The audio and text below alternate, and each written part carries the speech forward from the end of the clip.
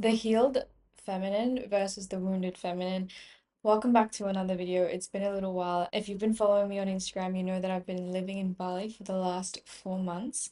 If you noticed the burn mark on myself, I was cooking salmon and the hot oil spilled on me. But here we are today. I'm so excited to bring this video to you because I encounter the most incredible, beautiful, intelligent, money-making machine type of women that I'm talking like billion-dollar ideas, and yet the wounded feminine energy comes in and it's affecting their dating life. And I want to point out some of the crucial mistakes that women make because these are imprints created from our parents and our trauma and how they are playing out in dating so that we don't repeat these mistakes. And obviously, it starts from working with our energy because if you look at Taurus field and an electromagnetic field that we all have, they are all encoded in codes of our belief system of how we perceive ourselves and the beliefs. These are what we're going to attract into our field, into our vision, into our life. We give time and energy to the wrong things and then wonder why we keep creating these same narratives, the same heartbreak, wondering, how did I not see this coming? So these are the old patterns and the old energy we want to be aware of and let that go so that if your goal and desire and your heart wants to be in a partnership, it wants to have a family and children one day, that we build it on a strong foundation of healthy love and healthy relationships that are safe so that your children become loved and safe and healthy in its way. I'm pretty annoyed because I filmed half an hour of this video and seems like it didn't save any of it. So today what I want to talk about is what it feels like to be whole versus the wounded feminine, because when you are so deeply connected to your femininity and to your own energy, you become so magnetic. It's like attracting bees to the honey to the bees, or the bees to the pollen, the bees to the flower and the nectar. And I love sharing that with you because this morning I was taken on a beautiful date, something to do with bees and honey. And maybe one day I'll share with you. However, I see so many women that are highly ambitious, that seem successful or are successful, and not have the depths, or they keep making these certain mistakes in dating or choosing the wrong men that essentially lead to heartbreak, that lead to non-discernment. And it starts from our own energy. It starts from what we feel attracted to and what we are attracted to. I truly believe that you can meet your dream man anywhere. However, if you're at house parties or where you're hanging out is a club or a bar, and you're meeting all these men out there, I personally don't think I would find my dream man in those areas because those areas attract, emit a certain frequency, and that is lust and alcohol, and that energy is not where my dream man is. My dream man is working hard, he's serving the world, he's maybe drinking tea, and maybe he's at home serving clients, reading a podcast, a book, and perhaps I'll meet him through a friend. Perhaps I'll meet him doing what I love, like dancing or at a business networking or conference. I'm also most of the time at home. I'm at Pilates, I'm at dance class, I'm listening to a podcast, reading a book, and I'm working on my business. And this is not to say that you need to follow my lifestyle, but you have to be aware of what kind of men feel attracted to these events. And masculine energy is pursuit energy, it's directional energy. So if a woman was to ever share with a man, she's like, I like you, I have a crush on you, that is directional masculine energy. And what tends to happen is that women that have been wounded and step into masculine energy is because of their wounds. And we attract a man that is what we call more feminine energy, but it's not that he's got more feminine energy, it just means that his masculine energy has been wounded. So I'll give you an example. I want you to take this glass that I've got here. If you imagine the glass having holes all through it, it's the water's just going to pour out. There is no containment. So if you think of masculine energy as the glass and the feminine energy as the containment, sorry, the feminine energy is the water, you have strong containment here. You have strong, it holds you. It's safe, it's sturdy, it's stable. And this is what we desire as men and women. And there is so much conversation about polarity nowadays. And I want you to look at nature. Nature is beautiful in teaching us where it's always the man that is penetrating the woman. Never in my life have I heard anything otherwise. Nature shows that a man has his own role. The woman is never the one giving it, she's always the one receiving. And when we look at the cycles of the sun, whereas more masculine energy runs on a 24-hour cycle, and the moon runs on a 28-day cycle, and where the women we're like the moon because of our periods, and the men are like the sun, whereas nature shows us that these gender roles are not swapped. It's not that sometimes the sun is tired, so it's going to stop shining and it's going to ask the moon to shine for a little bit. Yes, it shines, but it shines when it's in its role at nighttime. And this is why when we get so confused in gender roles and we expect a woman to lead or protect or provide, it confuses another. And nature shows us through even the egg. There's one egg, and there's all this sperm that swim to the egg. So everything that you've been taught about hyper independence, about feminism, we have to look down at our biology. And if anyone tells you otherwise, wrapped in spiritual language, in avoidance, right? There are men that I've met that use really beautiful language and it makes sense and it's totally fine. They can believe whatever they want to believe in. Sometimes men just don't want to protect and provide, but that's because their energy has been wounded themselves, and they will dress their language up as, oh, because the woman should take the lead sometimes, so that it's a balance or it's a dance, or that why should I have to pay if she makes just as much money or even more? And it's not about the financial aspect of it, it's about the energy. It's about to know that it's for the woman to know that she feels safe and that she can soften in her body, that she doesn't have to jump into her mind and fix things, and just knows that subconsciously one day when she has children that he's got it, that it's not going to go into, oh, who's going to do this. There is directional energy, there is containment. And here's how I feel it now that I'm really in this space of dating a really healthy masculine man. His containment makes me soften. His direction allows me to receive. His leadership allows me to flow and surrender to him.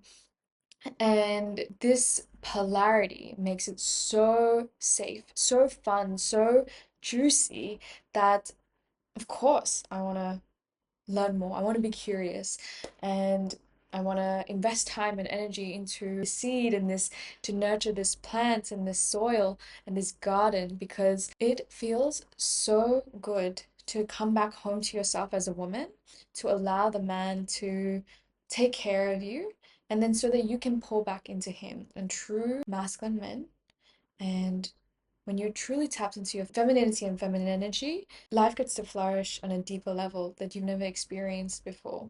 For me, I used to be someone that would be deep into my own masculine energy because I was wounded myself. And what would happen is that in my past relationship, this was like a few years ago, I would be the one planning dates, paying for dates, buying my partner flowers, suing him, telling him that I liked him because of my own insecurities. And this is the wounded feminine. And when we're so insecure, we're not rooted in our own self-worth. What that tends to happen is that when we put all this energetic pressure on the man, now he has no space to lead. He has no space to step up and take initiative. And masculine energy is the one that leads. It's the head, woman is the neck. And what we want to do is allow the man to take initiative.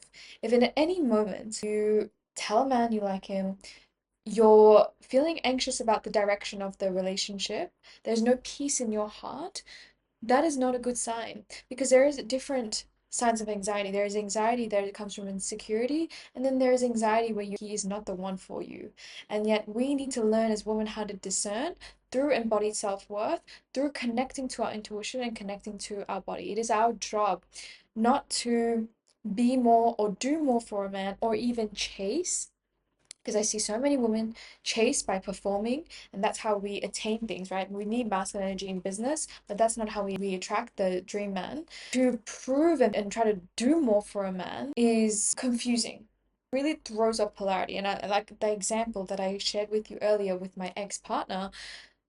It put him into a more passive state. He stopped planning dates, he stopped pursuing me, he stopped courting me, and I was like, what is happening? Why don't you want me? Why is this? I'm doing so much for you. And that's when I really learned. Obviously, there's a caveat to where the woman can emasculate a man, but the man, if he's already wounded in himself, he and his masculine energy is not strong enough, he's not going to be able to take the lead in that way and be like, no, you sit down, I've got this, because he doesn't want to upset her. He wants to people please. He doesn't know how to set strong boundaries. And instead, he will feel emasculated, he will become more passive, and then the relationship lacks its polarity. And no one wants to date their son, and no one wants to date their mother. And this is why I love this work. And this is why as the feminine we have so much power in how we date and how we show up, because it comes when we root ourselves in our energy. Just like that Taurus field I spoke about initially. What are the codes that tell that are within that say I'm scared of abandonment, I'm scared of rejection, I'm scared of commitment, I'm scared of being seen, I'm scared of getting hurt, I'm feeling unsafe, I'm feeling abused, right? We have a collective wounding around the feminine, around from being hurt by men, whether that's through abuse, whether that's through physical, whether that's through emotional. And we have the tools in this day and age to heal that. And obviously, you can work with myself to unpack those beliefs and those patterns and the trauma and the energy that's been stuck in the nervous system and the subconscious. But it is our job, because what we see in our reality, no matter where you go, is there you are, will get reflected back to you. So if you don't like what you're seeing in your reality at the moment, it is a sign for you to start changing those patterns. And I wouldn't want to say that you need to do anything. We don't need to do more healing, because that's also a sign that we're not enough as we are. And what if you just chose to believe that you are enough as you are, and you're going to do the work intentionally with the right timing, and you're going to continuously choose growth and choose to know that where you're currently at right now is perfect for your growth and for where you need to be, but there is no more healing that you need to do to be worthy of love, to be worthy of a relationship. You are worthy of love today because I love you, God loves you. And as an ambitious woman who's stuck in your masculine energy or stuck in this survival pattern, needing to feel like you need to prove yourself, needing to feel like you are unworthy of love, needing to feel like you need to perform or chase or do more or strive more or be more, when you can just lean back and not lift a finger and still be loved. I was listening to a podcast with Alison Armstrong, and she says, men, it's so easy for us to be loved as women. Men just love women. Men already love you. Think of it, every man loves you. Every man wants to see you happy. Every man wants to serve you. But it's your job to set those boundaries and to discern and choose who is the best man for me. Not to put all your eggs in one basket just because he took you out for a nice dinner once, or you want love so deeply outside of you that you're not even going to make space for him. How are you going to have a partner if there's no space in your life for him? And my love today, the man that I've been dating, it's very early days, so I'm not going to speak too much about it. There is containment, there is safety, there is softness, there is so much presence and groundedness where I feel contained and I feel safe, and the direction of where it's going, I don't even need to question it. I don't feel the anxiety. I don't feel the chemistry, like the high sparks that I usually feel when I'm like, oh my gosh, I really like this person. Even if he's checking off all the boxes and he's attractive and all the things, that's initial sign of a chemistry and attraction had built over a few dates, which is a really good sign. One thing I want to preface is that femininity or feminine energy is not weak, it's very strong. It's intuitive, it's receptive, it's embodied. And because of the survival patterns that we learned from growing up, where mom didn't meet our emotional world and dad didn't take care of our physical world. So for me, I learned to be hyper independent. I learned that no one was going to come help me, no one's supporting me, so I have to be the only one to support myself and hold myself. And guess what? That is exhausting. No one person can hold it all on their own. It will crumble you and it will make you feel like it will absolutely crumble you one day if to ever feel like you need to not lean on anybody, not depend on anyone, because we are wired for community and we're wired to be depending on each other and depending on each other's nervous systems when we don't have the energy to on some days. Now, the first sign of the wounded feminine is that she over gives. She gives in order to get love. This looks like mothering men, it looks like carrying the emotional labor, it looks like maybe cooking for him in really early days. I'm talking at the very early stages. If you're buying him anything, you're spending money on him, getting him gifts to kind of show him love, to prove your love, that is coming from a very wounded place. If you ever tell a man, like I mentioned earlier, that you like him, that is direction. And that is masculine energy and masculine pursuit. You want to allow and attract the man to come to you. And how do you do that? By being embodied in your own self-worth first, by working on yourself first. You become a match for the man that you're calling in. And that is through your own polarity, which is what I'm sharing with you today. And I want you to stay to the end of the video because you're going to see the opposite of what the wounded feminine is, the healed feminine or the healthy feminine, so that you can not just work on embodying it and seeing the contrast, but to actually have the tools to reprogramming it out of your Taurus field, out of your energetic electromagnetic field. It is so important that every video that you watch, you take it with a grain of salt, you apply what resonates, take what does, leave what doesn't. I always say this has come from my own truth, but as you start practicing and learning what works best for you, you'll see the truth unfolds naturally for yourself. So overgiving, even over explaining yourself, telling him through a paragraph how to treat you better, what you want from him. Over explaining yourself is a trauma response where your silence will speak louder, volumes, especially with a man that if you've just met, he doesn't need to know how to treat you and how you need to be treated. No, he doesn't deserve that. Maybe a couple years or months after dating, but at the very initial stages, just let him show you who he is. And so the wounded feminine will over explain. She will tell him how to treat her. And this goes into my second sign of the wounded feminine is that she will tell someone of her boundaries and standards as opposed to embodying them. There is a difference between setting boundaries and standards from fear as opposed to from love. And I'll give you an example. So, the woman that is protecting her heart because she's been hurt in the past, and you see a lot of this on social media nowadays from women like Shira7. There is a recent content creator, I think she calls herself Queen. I'm not going to name names, but there is a certain content creator, and she is brutal with how she talks about men. And I love her cutthroat content. I thought it was hilarious, but I can see that it can come from a very wounded place. If we see the relationships with men as from a transactional place, needing money, gifts, and how what they can provide for me, as opposed to connection, energy, then we are still guarding our heart from like deeper fears, as in fear of abandonment, fear of rejection, or fear of intimacy, even. That's a big subconscious fear.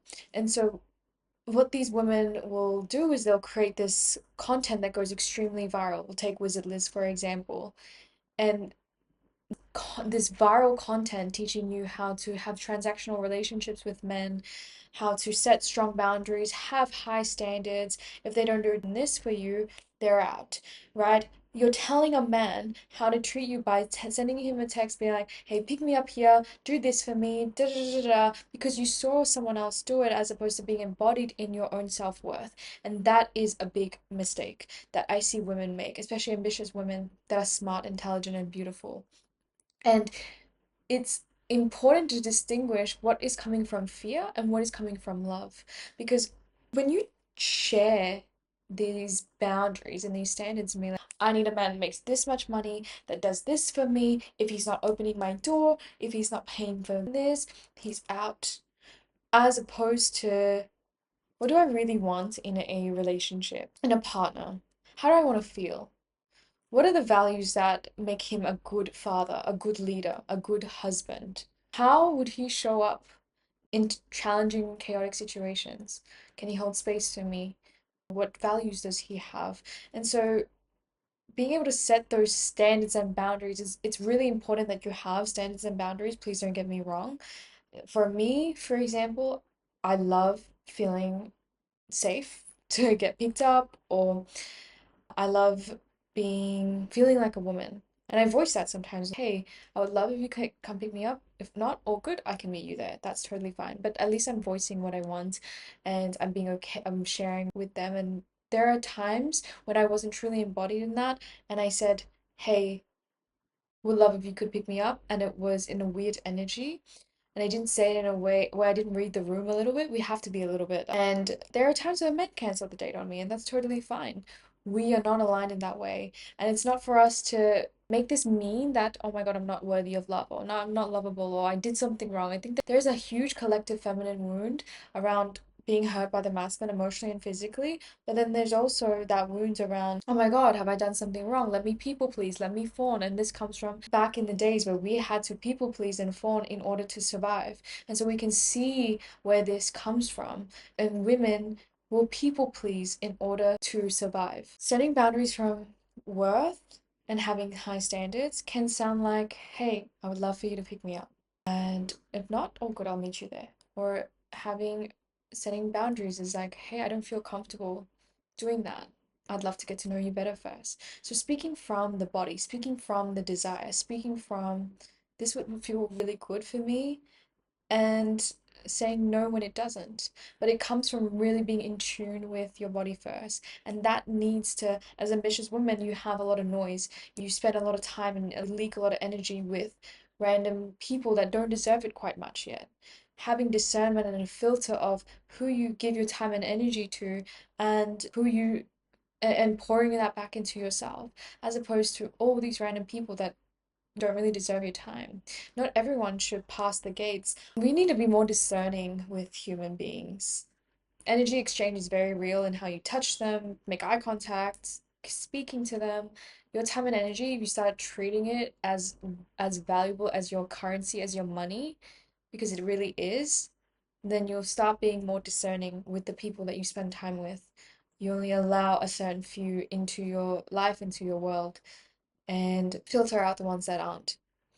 Now, the third thing that the wounded feminine does is that she overanalyzes and feels insecure when she attracts a man.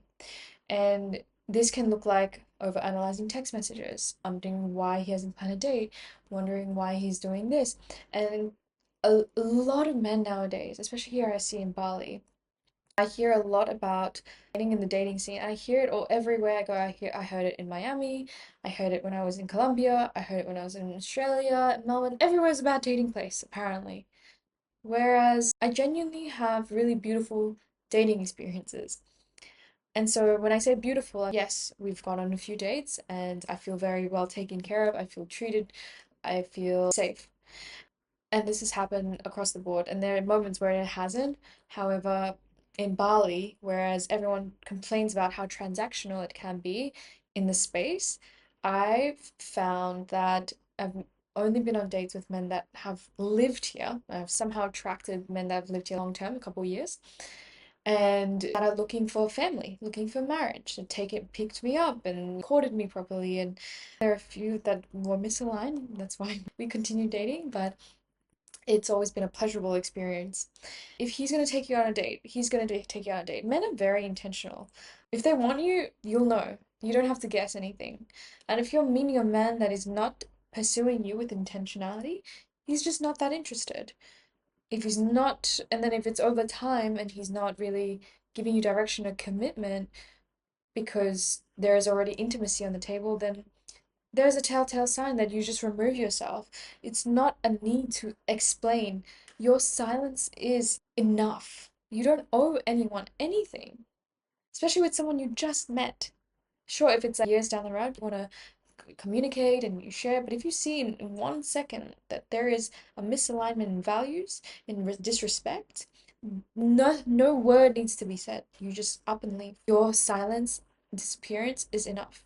Last, one more thing that I see with women is the wounded feminine will need to control and minimize. So this really emasculates a man.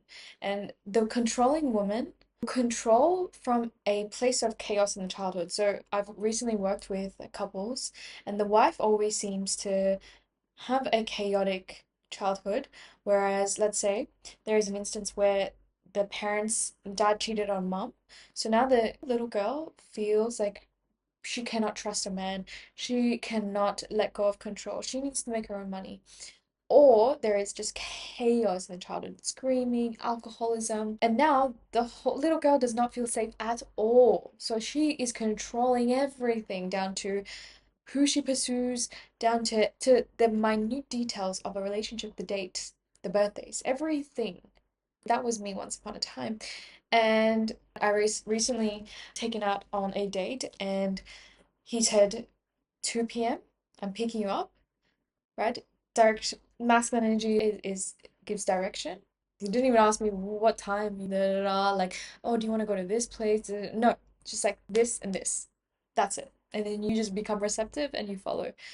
And this is not to say that you don't have any sort of emotional control and leadership, because you 1000% do. We are actual, the secret of it, we are actual, the emotional leaders of the relationship. So he leads everything, right? He said, bring your evening dress, bring walking shoes, bring your heels, and I'm picking you up at 2 p.m. on Saturday. I had no idea where we were going. No idea. But then he showed up. I was wearing something that was not even appropriate for what we were doing that day because I didn't know where we were going. He completely threw me off. But I surrendered to it, and guess what? It made it the most incredible dating experience, most incredible date I've ever been on because of that element of surprise. And mind you, I've been on a few dates where we've done really insane, beautiful things and done things that I've never done before, spent a lot of money, gone to Universal Studios, but the thoughtfulness, the element of surprise, the fact that I felt like I could just surrender to it and receive it and turn my brain off made it so beautiful and so magical. I will never forget that. So the beauty of receivership and being a woman is to trust a man's lead and to trust him to make you happy because men just want to make you happy. Lastly, when we want love so badly, we tend to attract the high chemistry man. We feel like, oh my God, there is butterflies. No, we feel like the sparks are flying. He's ticking all the boxes. You're fantasizing a future with him after date one or meeting interaction number one. You're in your head fantasizing already. That is not a good sign. The chemistry and attraction should be building slowly over time. And I know you don't want to hear this because I really didn't want to hear it because when I was blinded by the chemistry and I was so deep inside the chemistry, it felt like he was the one. It felt like nothing could be wrong. I could not be wrong. This could be absolutely only right. And what I've learned is that we need to deprogram ourselves from the Disney movies, from the rom-coms, because slow love, especially as a woman with a chaotic childhood, is the foundations of a long-lasting love. Just like your business, we want to create strong foundations first so that we can have stability over time.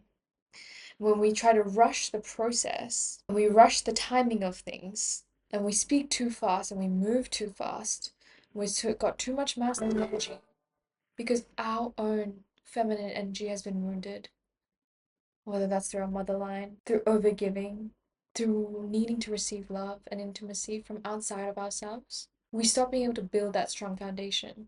I was looking at a bamboo tree today and I was taught that bamboos actually grow downwards so that they can really plant their roots in and stabilize themselves. And then in 2 weeks, they shoot up. And that analogy was so beautiful because it's absolutely true. I know as women, as ambitious women, we want things to happen yesterday. We want the $1 million 10x results yesterday. But without those strong foundations, the wind will absolutely knock you down, just like this bamboo tree. Now, let's go into the healed feminine. What does she look like? The healed feminine, she receives without guilt. She lets him lead, she accepts help, and she allows herself to be supported. What does that mean? She surrenders to his leadership and she voices when something is not comfortable with her. That's where your boundaries can come in. And it's not from a place of, oh, you need to do this for me, or that's just, you need to respect my boundary. This is just my boundary. Blah, blah, blah. I've seen so many women, especially women, do that from fear, where they talk about their boundaries. When a truly a healed woman doesn't even need to say the word boundary to someone about her boundary. And this can look and sound like, just know that I'm not comfortable with that. I would prefer comfort. Use those words and no. That's all we do. And then what else do we do? Another thing that the wounded feminine does is that she'll shapeshift herself. And what that means is that she will change her tone of voice, the way that she speaks, the way that she shows up, her behavior just to be liked. But that is a form of manipulation because when we try to control how other people perceive us, we are trying to manipulate them to like us. And that does not last long. The mask drops over time and our true colors always show.